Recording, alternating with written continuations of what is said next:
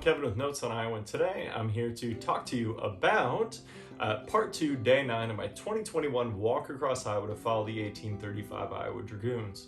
So this day was the final day of part 2, and I've been looking forward to it. It had been a very hot previous 8 days as I made my way from Prairie City all the way up towards West Bend in northwestern Iowa, and I was going to hit the 300-mile mark. Spoiler, I didn't make it. A lot of things that kind of went sideways on me on this day, so let's take a look at part 2, day 9 of my 2021 walk across Iowa to follow the 1835 Dragoons. So I made some poor decisions right off the bat, starting with I left Rosemill, Rutland, headed west further than I needed to on the Three Rivers Trail. Such a nice trail, I decided to head over to Avery's Hill. Now this was important to my research because this was the place of final kind of skirmish between indigenous peoples in Iowa, between the Ho-Chunk or Winnebago and the Wapakute Dakota. And just some cows on the hill today, but back in 1854, we can see the Dakota kind of asserting their dominance.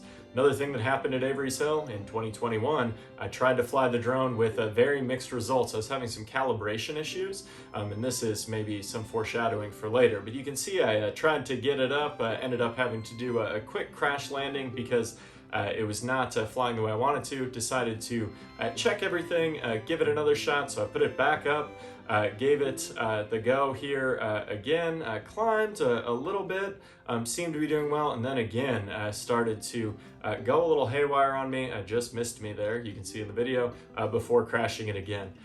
But I had passed into Pocahontas County. I decided I would give it some time to rest, change the batteries, whatever, and headed back out on the trail, retracing my steps actually towards the very small town of Bradgate. And Bradgate was going to be the last town I saw before West Bend, which was the end location for the 2021 part 2 walk across Iowa. And actually here we can see me creeping up on the West Fork of the Des Moines River for the final time. I was going to follow the river, but I'd be on the east bank the rest of the day all the way up to West Bend and would not re-meet the river until part 3. By this part of the journey, maybe I'm getting a little weird, but I've got to know the Des Moines River pretty well. I followed it from the Mississippi all the way up this far, almost 300 miles, and kind of interesting. This particular morning, there were some geese out swimming, otherwise very quiet in the very tiny town of Bradgate. I crossed the river and then was looking to catch a paved road north where I was going to spend the rest of the day just kind of putting in the miles to make it to the Grotto of the Redemption. I did have my eye on the forecast. It's been very hot for the previous 8 days, and there were huge thunderstorms predicted for the area. Farmers very grateful for the rain, as well as many other Iowans, but I was trying to make a good pace and head north as quickly as possible. Did see some agricultural sites. It looks very sunny to the east there. If I had one going west, you'd already be able to start to see those storm clouds building.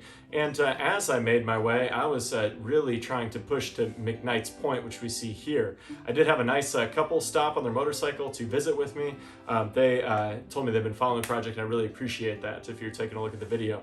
But I decided to fly the drone. You can see it went up great.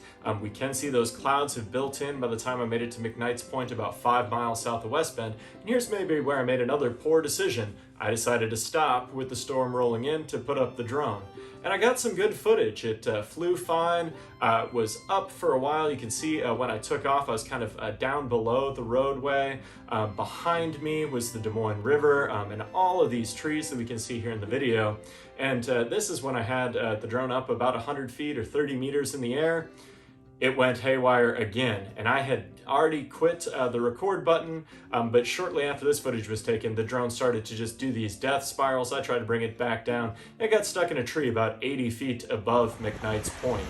As the storm's rolling in, I'm trying to desperately heave rocks into the tree to knock it down. I did eventually get it out of the tree, but by the time I got it down, I was in a real pickle because the storm had rolled in.